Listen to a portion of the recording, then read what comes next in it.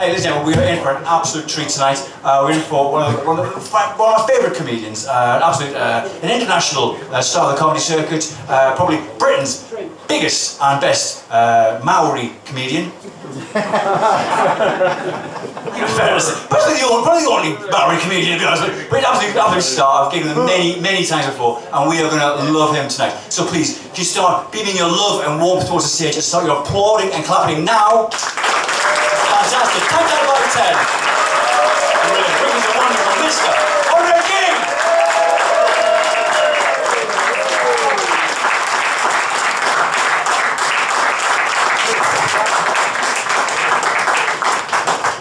Good evening, Swindon. All right. Just bear with me for a second. I'm going to move this over here. As it has a tendency to make me look a bit fat. Right. Oh, it's good to see that our Richard Branson on heroin fucking lookalike.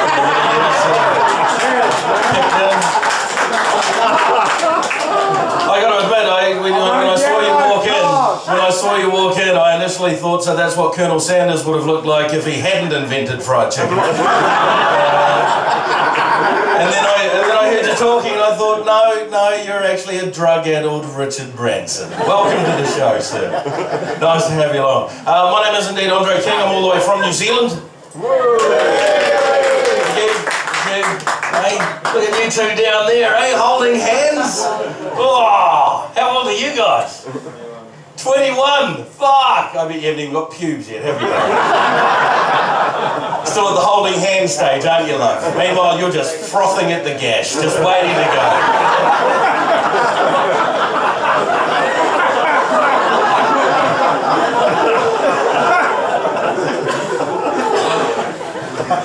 Oh, nice to have you along. Yes, this is my first time to the UK. This is my first time in Swindon, and I've got to say, ladies and gentlemen, I absolutely adore your country. Yeah. There you go. Yeah, it's worth a round of applause there, ladies and gentlemen. You guys have a fantastic fucking country. No ifs, ands or buts. Your country is unfucking believably amazing. Do you know what makes your country amazing, bro? No. Bog-offs. Bog-offs make this country amazing. Buy one, get one free. Here, you get twice the shit you wanted for half the fucking price. We don't have that in New Zealand. The closest to a bog-off we get in New Zealand is Buffon. Buy one or fuck off. That's it. You guys have products in this country that wouldn't even make it past the censorship panel in New Zealand. You guys have a product in this country called Orangina. Orangina! I went out and bought one just to see what it tasted like. Let me tell you, ladies and gentlemen, it is by far my second favourite of all available ginas.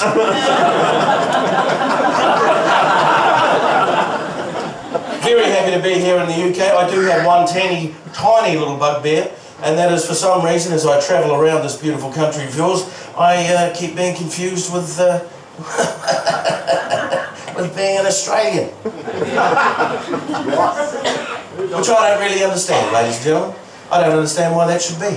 Because as a New Zealander, I tend to speak down here in the human vocal register.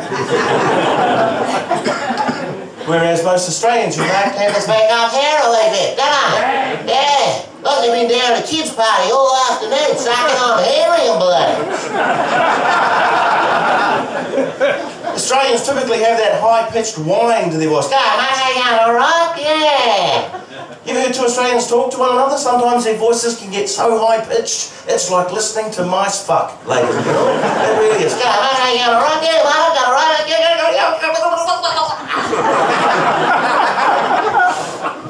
The easiest way to tell a Kiwi accent from an Australian accent is that the Australian accents almost always have that up inflection at the end of every sentence. G'day mate, how you going, alright? You notice that? I've noticed that. And since I've been in the UK, ladies and gentlemen, I've noticed that it's the direct opposite of the Irish accent, isn't it? Because the Irish tend to start at the top of the vocal register and then come tumbling down through the middle of it. Ah, hello, how you doing? All right, nice to see you there. Good evening. Good evening.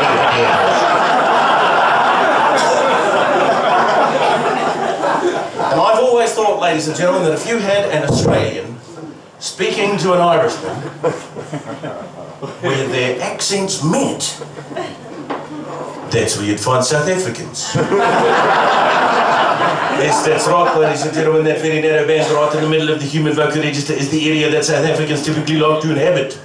You will notice that there's no wavering up and down through the vocal register, instead preferring to get from point A to point B in a conversation as quickly and efficiently as fucking possible. You might also have noticed when it comes to the South African accent that they typically tend to talk really quickly and run their words into one another almost as if they've learned to speak by reading books that were typed on a typewriter that didn't have a fucking space bar.